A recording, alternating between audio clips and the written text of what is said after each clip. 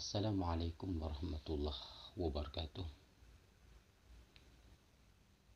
Alhamdulillah, nashkurullah ta'ala al-mawlul karim alladhi a'tana ni'mal 'azimah haitsu annana nastati an nuqaddima syai'an ba'da syai' amma yata'allaq bimas'alati Syamsuddin wa Marsil.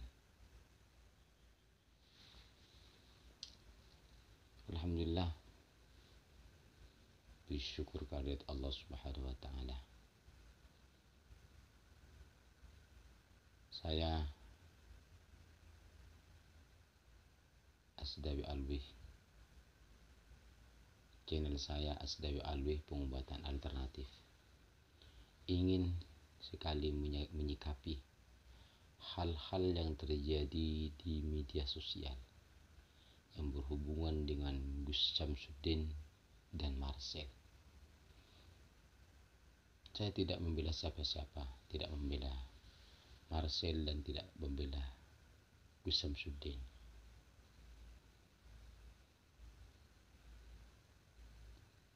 Namun yang saya lihat dan saya cermati,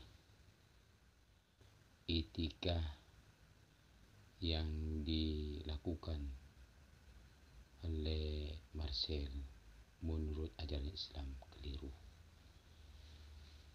Anjuran baginda Rasulullah Sallallahu Alaihi Wasallam, jika bertamu kepada rumah seseorang, maka dianjurkan oleh baginda Rasulullah untuk berucap salam.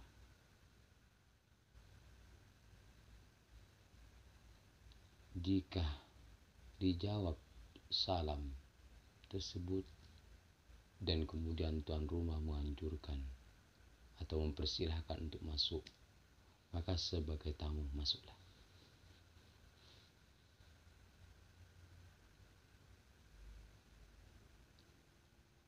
Kemudian nomor 2,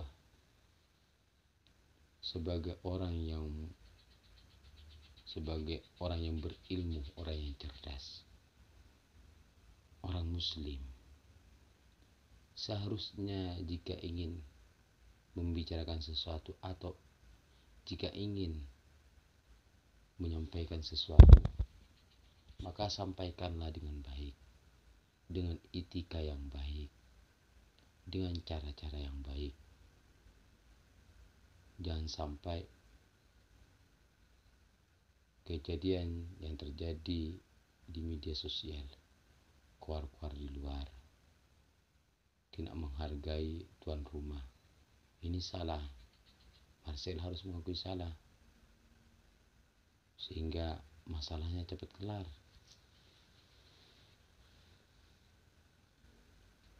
Kemudian nomor 3,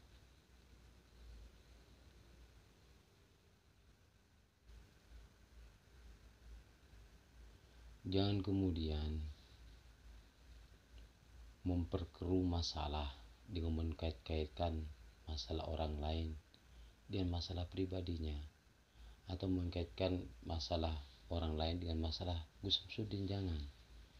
Saya juga sebagai pengobatan alternatif, saya bergerak di bidang pijat, pengobatan juga. Tentunya saya memahami bagaimana cara memijat, bagaimana cara mengobati orang.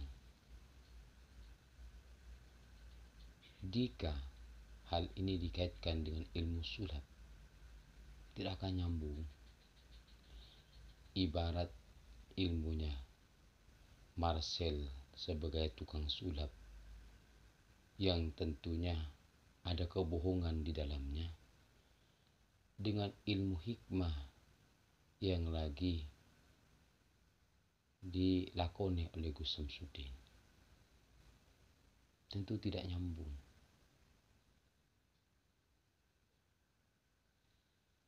Dan juga Marsil tahu apa tentang pijat, tahu apa tentang dukun pijat untuk beranak. Jangan berkomentar tentang hal-hal yang tidak dia ketahui. tentang hal-hal yang dia tidak pahami, karena akan rancu.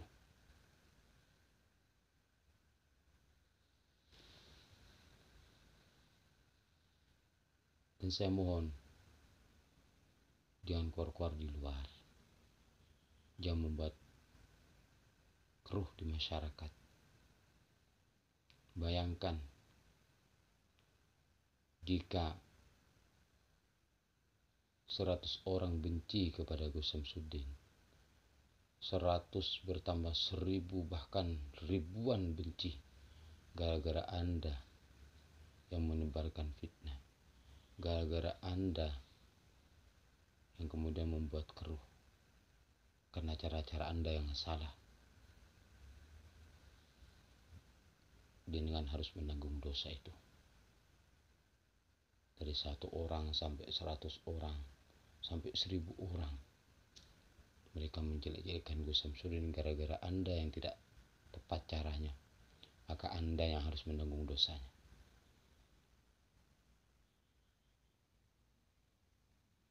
Kemudian untuk Gus Samsudin, saya pribadi mendukung pengobatan jenengan, membantu orang-orang yang lemah, membantu orang-orang yang terkena santet. Karena saya sendiri berjuang untuk memerangi, berjuang membantu, berjuang memerangi tukang-tukang santet juga, berjuang, sama-sama berjuang kita.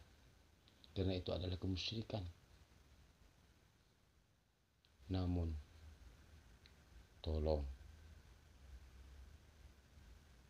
lakukan sesuai dengan tuntunan Rasulullah, jangan dibuat-buat. Kalau yang merah katakan merah, yang putih katakan putih. Gak usah disetting-setting, gak usah dibuat-buat. Karena semua akan diminta pertanggungjawaban, sekecil apapun akan diminta pertanggungjawaban oleh Allah. Allah tahu, baik itu yang terang maupun rahasia yang dirahasiakan, Allah Maha tahu. Ya'lamu sirra wal jahr. Allah tahu mana yang rahasia maupun yang jelas, Allah Maha tahu. Oleh karenanya, berjuanglah dengan cara-cara yang baik. Saya yakin jika Allah bertahta dalam hati seseorang, Allah bertahta dalam kalbu seseorang, maka tidak akan terjadi hal seperti ini. Tidak akan saling menjatuhkan.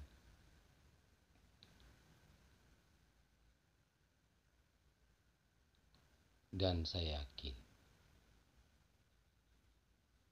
hati Gus Samsudin, hati Marsil lagi sekarang ada penyakitnya.